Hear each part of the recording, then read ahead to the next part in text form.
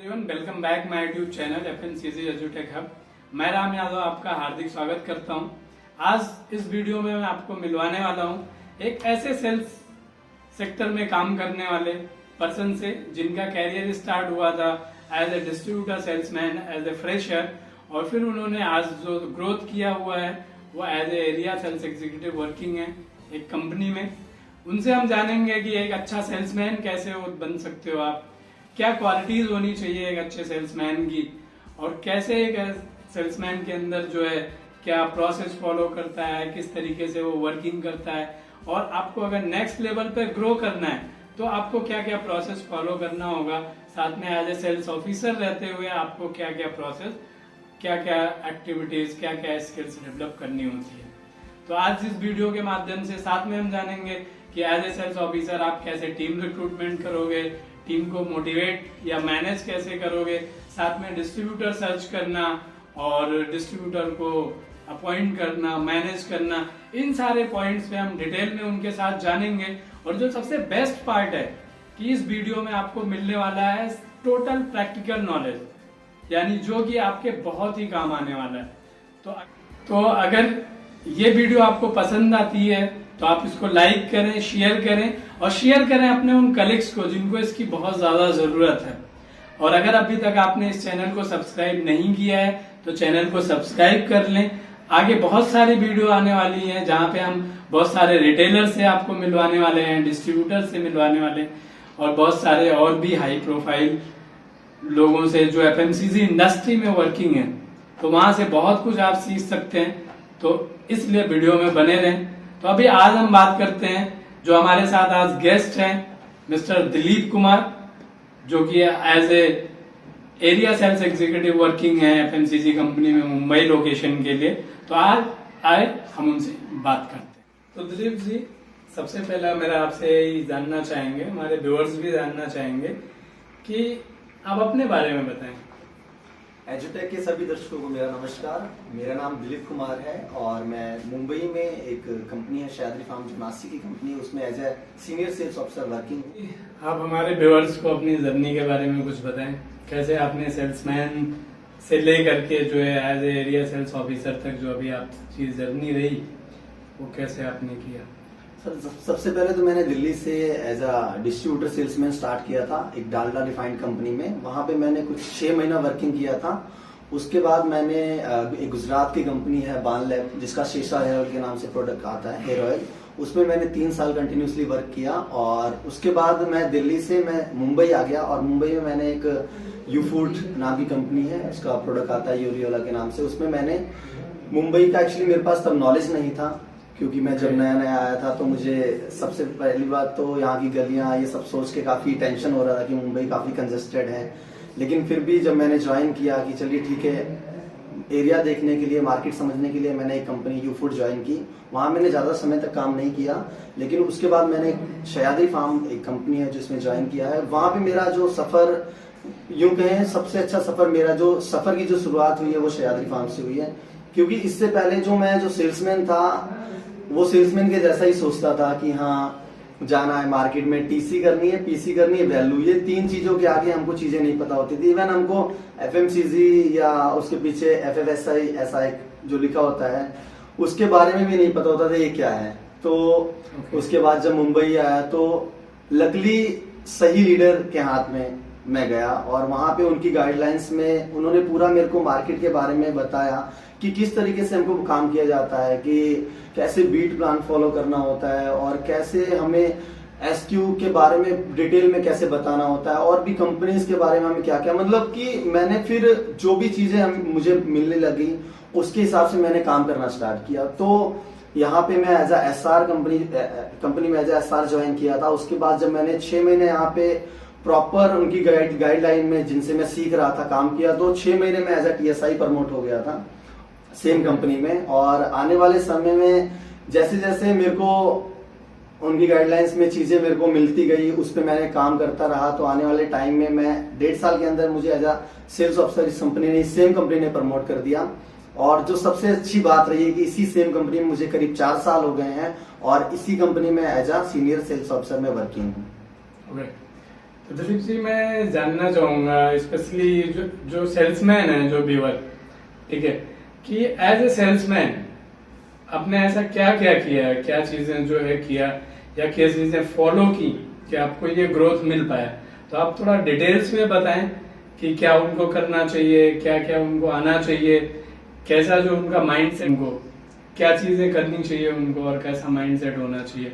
तो डिटेल में बताएंगे जिससे जो है व्यूअर्स भी इस चीजों को फॉलो करके और वो भी अपनी लाइफ में ग्रोथ कर सकें। सर, जैसे कि मैं स्टार्टिंग में जब मैंने ज्वाइन किया था तो क्या होता था कि मैं सुबह उठा और मैंने एक मैसेज डाला कि मैं यहाँ पे जा रहा हूँ और मैंने अपना बैग उठाया और मैं निकल जाता था एक काम के जैसे कि हाँ निपटाना है, आज का दिन खत्म करना है, इस तरीके से मैंने काम किया। लेकिन अगर सच मायने में अगर इस जो एफएमसीजी इंडस्ट्री में अगर किसी को भी ग्रोथ करना है तो मैंने जब मुंबई आया, जैसा कि मैंने बताया कि मैं सही लीडर के हाथ में गया, तो वहां पे क्या हुआ कि मैंने प्लान करना स्टार्ट किया। अब प्लान किस तरीके से मैं करता था सर कि अगर मेरे को मार्केट जाना है, सपोज मेरे को नेक्स्ट डे क्या करना है, कौन सा विजिट है, मुझे आज ही प्लान करना रहता था। मैं उसे आज ही प्लान कर लेता था और उसके साथ साथ मैं अपना बैग चेक करता था, क्या उसमें सैंपल प्रॉपर हैं, क्या उसके अंदर पीओपी मटेरियल है, क्या मेरा कैटलॉग बिल्कुल साफ सुथरा है।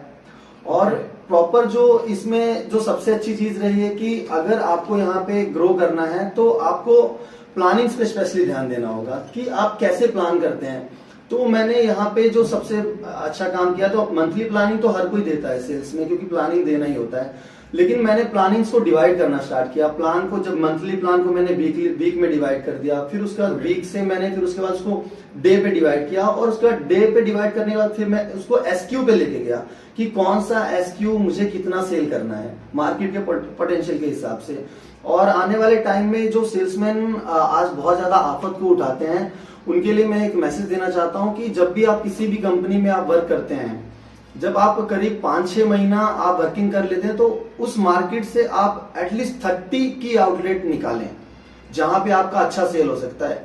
एक्चुअली ये डेटा की बात है, हम लोग को एक्चुअली पता ही नहीं रहता है कि हमारा कौन सा आउटलेट कितना सेल करने वाला है। इसलिए कई बार ऐसा होता है कि हम लोग जाते हैं ऐसे आउटलेट पे जहां पे कोई भी आइटम सपोज 10 बॉक्स बिक सकती है और वहां पे 12 पीस के लिए रिक्वेस्ट कर रहे होते हैं। तो स्पेशली जो एक चीज है कि हमें क्लास, कैटेगरी, इन चीजों पे बहुत ज्यादा ध्यान देना होता है।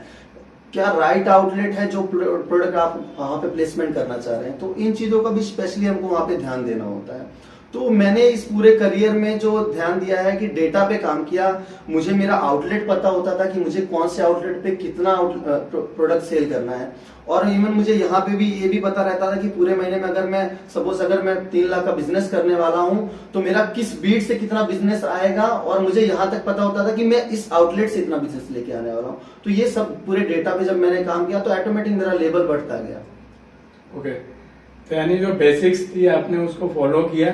और साथ में जो है आउटलेट वाइज प्लानिंग की, जो आपका मंथली टारगेट होता था उसको वीकली, और वीकली के बाद डेली भी, और डेली में भी जो है उसको आपने आउटलेट वाइज प्लान किया और उस तरीके से जो है आपने अपने टारगेट को पूरा किया। और जब आप टारगेट पूरा करते हैं तो सेल्स में निश्चित ही आपको ग्रोथ मिलनी है।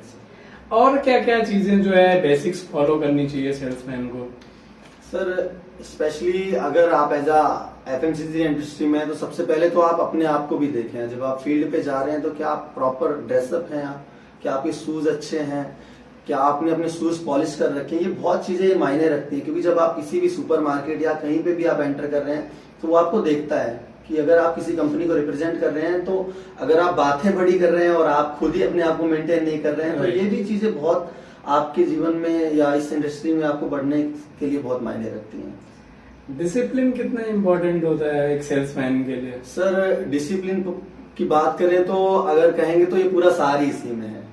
क्योंकि अगर आप सेल्स में हैं, अगर आप डिसिप्लिन नहीं है, जैसे कि अगर आप आज मार्केट में होता क्या है कि अगर आपका रिपोर्टिंग टाइम जो भी है, अगर आप उस टाइम पे नहीं पहुंच रहे हैं तो कहीं ना कहीं, अगर कोई भी मार्केट जनरली वो 9:30-9 बजे तक स्टार्ट हो जाता है, अगर आप लेट स्टार्ट करते हैं, अगर आप 11 बजे 12 बजे पहुंच रहे हैं, तो आप यकीन मानिए कि आपसे पहले 10 लोग आके, क्योंकि वो ऑर्डर ले जा चुके होंगे और हर एक शॉपकीपर का एक बजट होता है जिसके हिसाब से उसको उस दिन का ऑर्डर करना होता है, तो वो जा भी चुके होते हैं और वो फ्रस्ट्रेट भी हो चुका होता है। जब तक आप पहुंचते हैं तब तक उसका एक तो अमाउंट भी खत्म हो चुका होता है और वो पक भी चुका होता है। तो हमें जो बेसिक्स बताए जाते हैं, जो डिसिप्लिन के बारे में, कि अगर आपको 9:30 बजे मार्केट स्टार्ट करना है, आपको 40 आउटलेट विजिट करने हैं, ये बहुत इंपॉर्टेंट है क्योंकि ये बेसिक है। क्योंकि आप 40 दुकानें जब विजिट करेंगे तभी आपको पता चलेगा कि इसमें से आपके कौन से काम के हैं, जो आपके लिए कौन से जो है कन्वर्ट हो चुके हैं, और फिर ताकि आप जब आपको पता चलेगा तभी आप आगे का भी प्लान कर पाएंगे कि मेरे पास 40 में से 15 प्रोडक्टिविटी आ चुकी है, अब मुझे आगे के 10 आउटलेट और प्लान करने हैं। और ये प्लान करने के लिए आपको डिसिप्लिन में रहना बहुत जरूरी है। आप टाइम पे आएंगे, आप टाइम से मार्केट स्टार्ट करेंगे और प्रॉपर टाइम मार्केट में देते हैं, ये सबसे ज्यादा इंपॉर्टेंट है। कि आज सेल्समैन 40 दुकान विजिट कर रहा है, ये सबसे ज्यादा। और विजिट ही नहीं, अभी बहुत सारे लोग क्या करते हैं कि गिनने के लिए, हाँ 40 दुकान विजिट करनी है, और गए सर, एक कॉल किया, नमस्कार सर, सह्याद्री से आया हूँ, बताया, और उनका, और दुकानदार तो ना करने के लिए बैठा है क्योंकि आपके प्रोडक्ट को हो सकता है वहां पे कोई मांगने ना गया हो सकता है आप लॉन्चिंग में हो।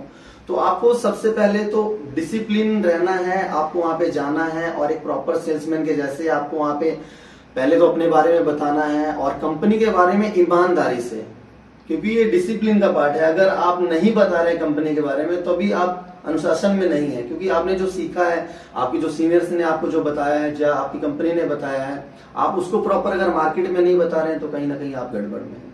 ओके। एक सेल्समैन के लिए प्रोडक्ट नॉलेज या प्रोडक्ट जो है उसके कंपटीटर का जो नॉलेज होता है वो कितना हेल्प करता है सेल्स करने में, सेल्स को बढ़ाने में? सर प्रोडक्ट नॉलेज बहुत अहम है। कई बार हम सेल्समैन को ऐसा कहते सुनते हैं, सर बहुत अच्छा है, बहुत अच्छा है। बहुत अच्छा तो सब कुछ अच्छा ही है, लेकिन जब आप उसको बताते हैं, एक्सप्लेन करते हैं, तो चीजें उसके माइंड में बैठती भी है, क्योंकि प्लेसमेंट के बाद उसको भी आगे सेल करना है। तो उसको वो 2 लाइनें आगे भी वो बतानी है। अगर सपोज मैं अपने एक प्रोडक्ट की बात करूं, मेरा एक ग्वावाड है जो ड्रिंक है पेरू का, उसमें 30% रियल पल्प है, वो मैं उसको बताऊंगा नहीं तो वो आगे नहीं बताएगा। क्योंकि मार्केट में अगर बहुत सारे ड्रिंक अवेलेबल है, ऐसा तो नहीं आपको आप पहला कुछ लेके आ रहे हैं। आपके अकॉर्डिंग हमें प्रोडक्ट नॉलेज इसलिए रिटेलर को एक्सप्लेन करना होता है क्योंकि रिटेलर भी आगे जो है। बिल्कुल सर, क्योंकि अगर कोई कस्टमर आ रहा है तो अगर हो सकता है वो नए प्रोडक्ट को अपने हाथ में उठाए, लेकिन वो रख भी सकता है। अगर कस्टमर ने उठाया तो दुकानदार वहां पे अगली वो 2 लाइनें बोलने में वो ऑटोमेटिक लेके ही जाने वाला है, क्योंकि थोड़ा सा कॉन्फिडेंस में कस्टमर भी आ जाता है। क्योंकि जो कंज्यूमर है वो भी सोचता है पता नहीं मैं क्या ले रहा हूँ, तो क्योंकि वहां पे वो कंटिन्यूसली उनके पास से चीजें लेता है, तो कहीं ना कहीं एक पॉइंट ये भी निकल के आए कि एज ए सेल्समैन हमारी रिस्पॉन्सिबिलिटी है कि हम रिटेलर को ट्रेंड भी करें। बिल्कुल सर, जो कि कहीं ना कहीं आपके ऑफ टेक में मदद मिलने वाली है। बहुत बड़ा इसका रिजल्ट रहेगा, क्योंकि अभी आप सिर्फ प्लेसमेंट दे सकते हैं, सेल का काम तो फिर रिटेलर के पार्ट पे रह जाता है। तो अगर आपका रिटेलर ट्रेंड हो गया है तो आपका प्रोडक्ट बहुत इजी बिकने वाला है, क्योंकि वो आपके लिए काम करने लग जाएगा। क्योंकि उसको पता ही नहीं रहेगा तो फिर चीजें रखी हुई है काउंटर में, रखी रहेंगी। एक और मेरा था कि एज ए सेल्समैन जो ऑब्जेक्शंस आते हैं रिटेलर के, तो प्रॉपर जो ऑब्जेक्शन हैंडलिंग करना कितना इम्पोर्टेंट होता है? सर ये बहुत इंपॉर्टेंट है। कई बार हम इन चीजों से भागते हैं, हम सिर्फ अपनी बताने की धुन में रहते हैं, लेकिन अगर ऑब्जेक्शन आ रहे हैं तो ये अच्छी बात है, क्योंकि आपको ज्यादा बात करने का मौका मिल रहा है। तो ऑब्जेक्शन जो भी आ रहे हैं उसका आपको प्रॉपर एक आंसर वहां पे देना ही पड़ेगा, क्योंकि अगर आप नहीं बता रहे उसके बारे में तो कहीं ना कहीं आपको सेल वहां पे मिलने वाला नहीं है। मैं व्यूअर्स को बताना चाहूंगा, अगर ऑब्जेक्शन आ रहा है तो वो बहुत ही प्लस होता है हमारे लिए। और अगर आपको ऑब्जेक्शन हैंडलिंग नहीं आती है तो आप अपने सीनियर से कंसल्ट कर सकते हैं, उनसे बात कर सकते हैं पर्टिकुलर जो ऑब्जेक्शन है उसको हम कैसे हैंडल करें। तो दिलीप जी काफी अच्छा रहा कि एक अच्छा सेल्समैन बनने के लिए, चूंकि इन्होंने अपने लाइफ में खुद वो किया है, तो एक प्रैक्टिकल जो एक्सपीरियंस होता है वो कहीं ना कहीं बहुत बेटर मायने रखता है। तो मैं उम्मीद करता हूं कि आप लोगों को एज ए सेल्समैन कैसे आप ग्रो करें अपनी लाइफ में, वो आपको यहाँ से काफी कुछ सीखने को मिल रहा होगा।